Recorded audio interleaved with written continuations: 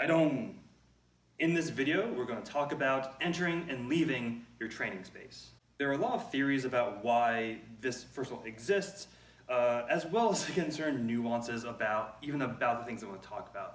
I want to have a nice discussion about, again, the many aspects of it, but most martial arts agree that you should have a bow in and a bow out process. But again, why? Why do we want to do that? This is actually something that I highly, more or less, if you do nothing else aside from training, this is the most important thing that you as a civilian can do. There's going to be a lot of caveats in this video. So first of all, this is 100% not Federation. Part of it is, so it's not 100%, part of it, like how we bow in, like enter the dojang, stuff like that, 100% is. We're going to notice that the way I bow in, the way I bow in with my sword, is going to be very reminiscent of Iaido. In fact, it is the way I learned how to bow with my sword in Iaido.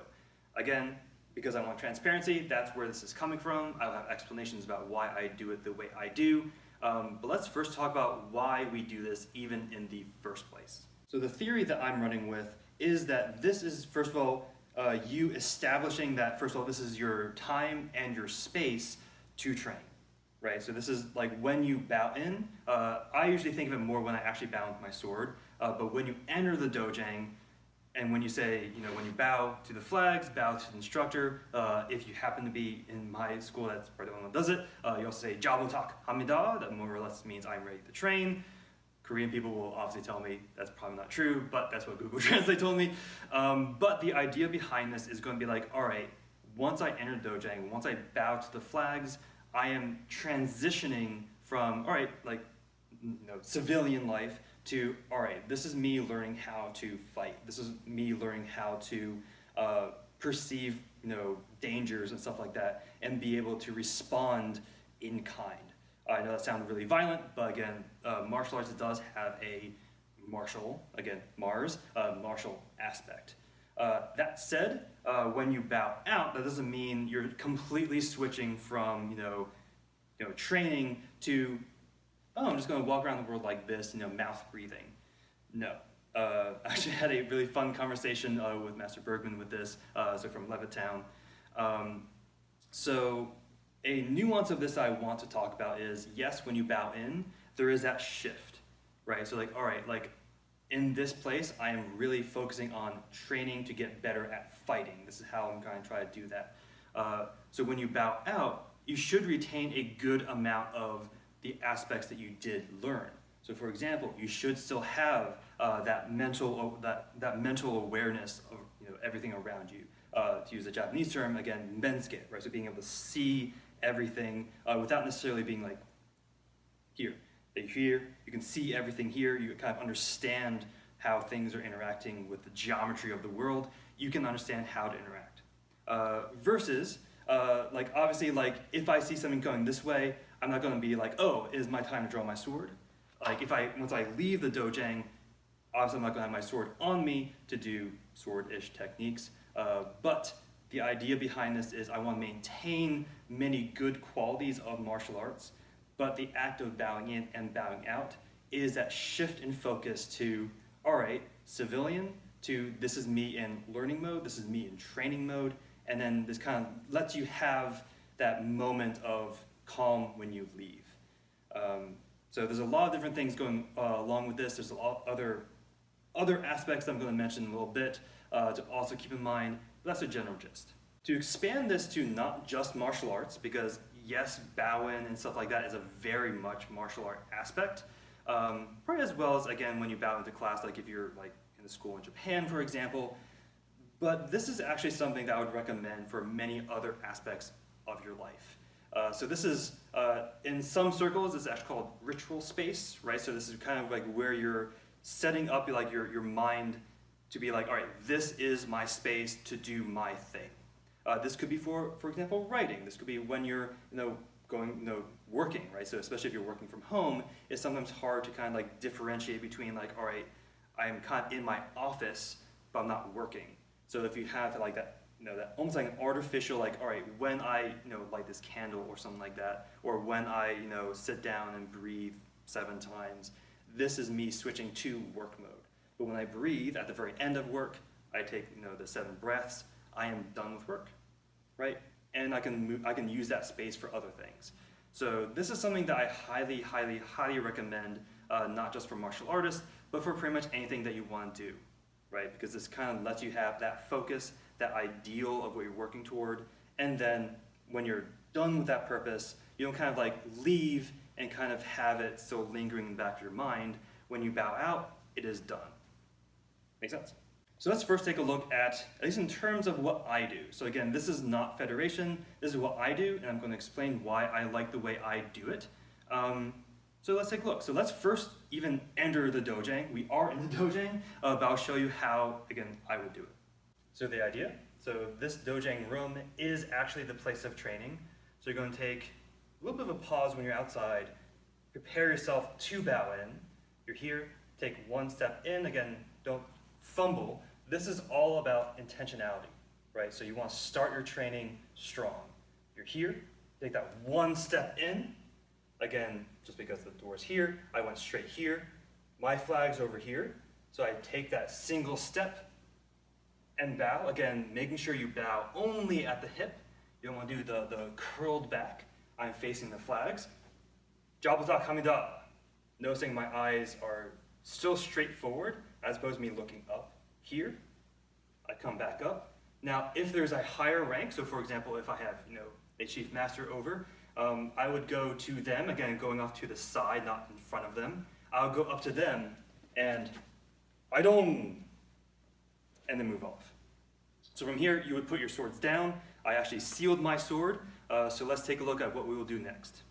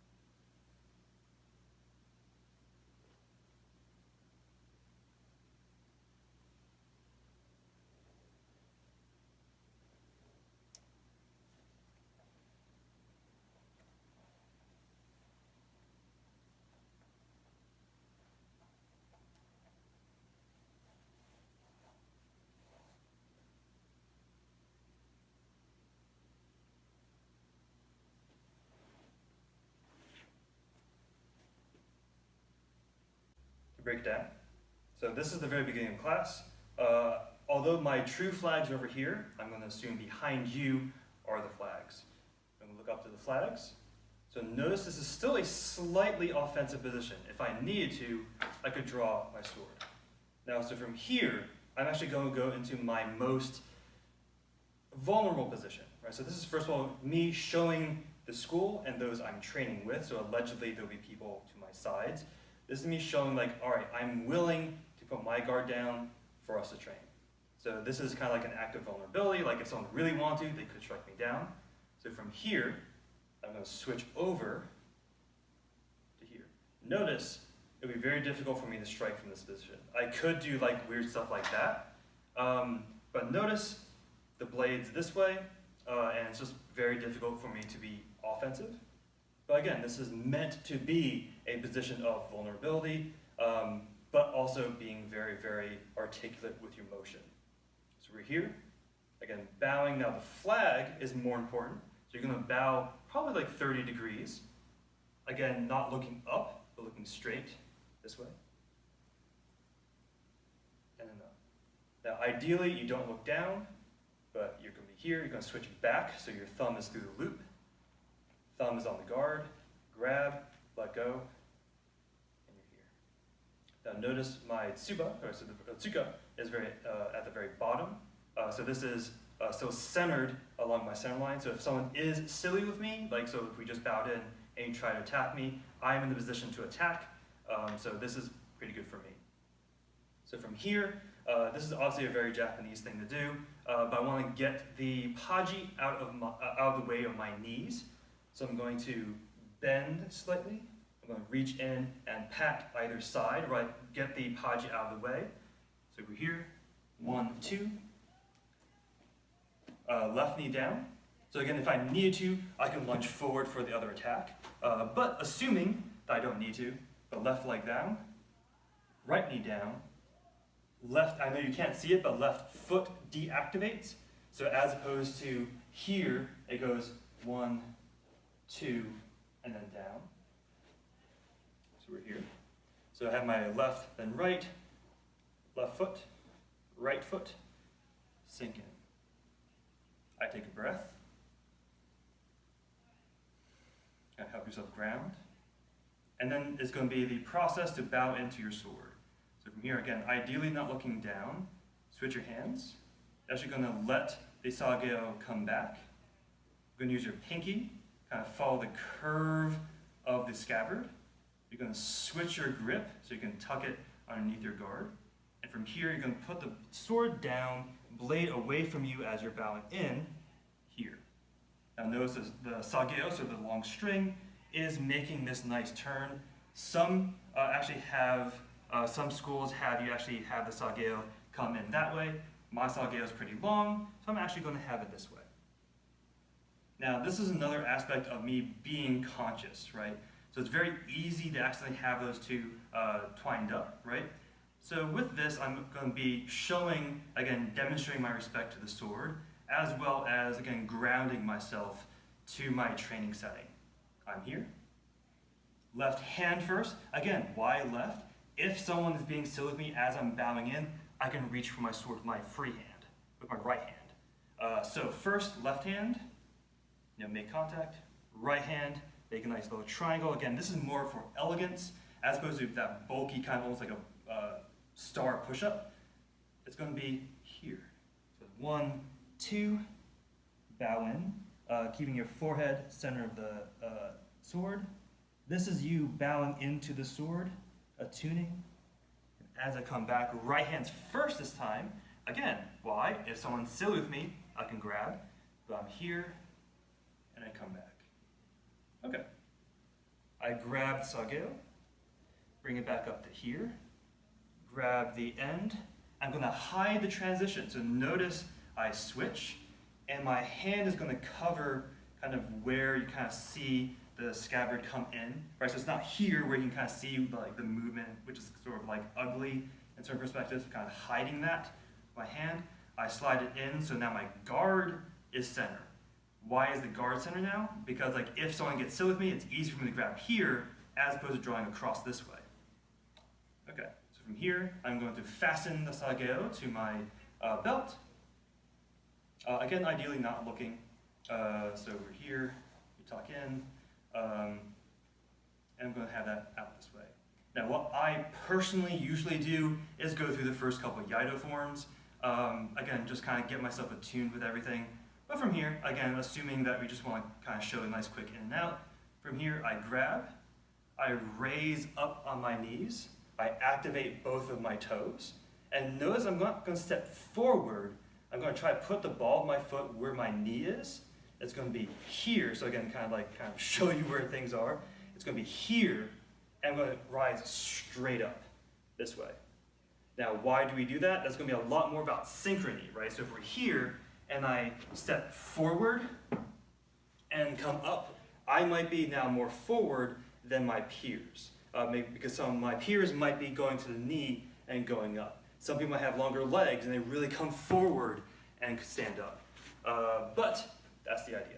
At this point, you can go through your training, right? So you bowed in with your sword. Again, this is usually for me doing my own training as opposed to necessarily what I do with my school. So for example, when I enter, I do that bow in, I bow into my sword.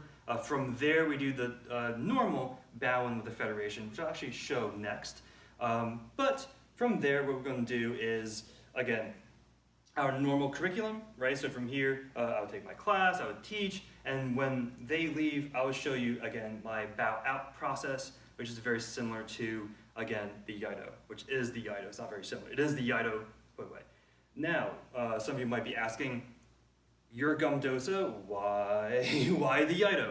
So let's first take a look at what the Federation does in terms of bowing in and out, and then let's compare the two and probably get myself kicked out. So let's assume that you just enter the dojang, you put your sword down, and you've lined up.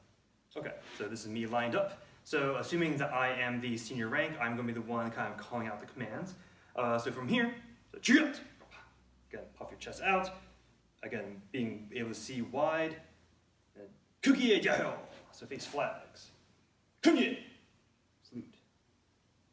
This usually takes a little bit of time, right? So like really show your solemnness. Baro. Samnumke. Face the person who's instructing, or at least the line of instructors. Jiat. Ban. Kunye. Haidong. Baro. Anyong hashimika. And then we get started. Right? So from here, people like put the sword into the side, and then from there we get started.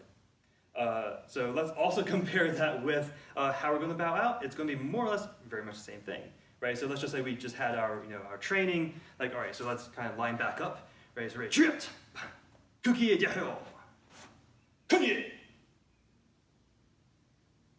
baro,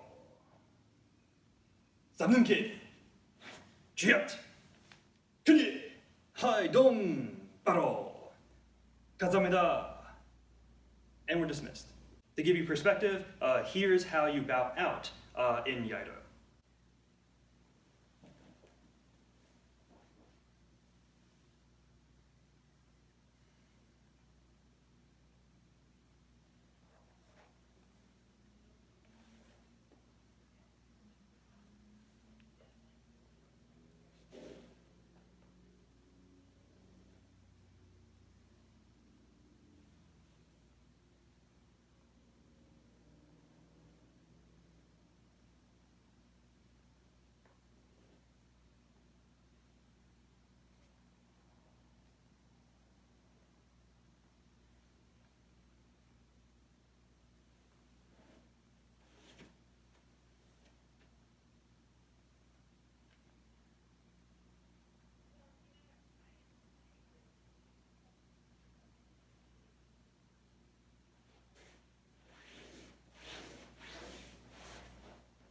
Let's talk about that bow out. It's not going to be the mirror image, but it's going to be very similar, right? So we're here, get the paji out of your knees, left and right, and sink back down. You can release here if you need to, or you can also maintain it. Take a little bit of a breather, right? In this case, if you want to actually have breathing exercises, if you want to do the 3 cycles of breathing, you can also do that. But from here, when we're done, keeping your hand on the scabbard, pull, switch hands, pull, very similar to what we just did before. Bring the thumb in, secure it to the side, right? So this is again hiding that sliding motion.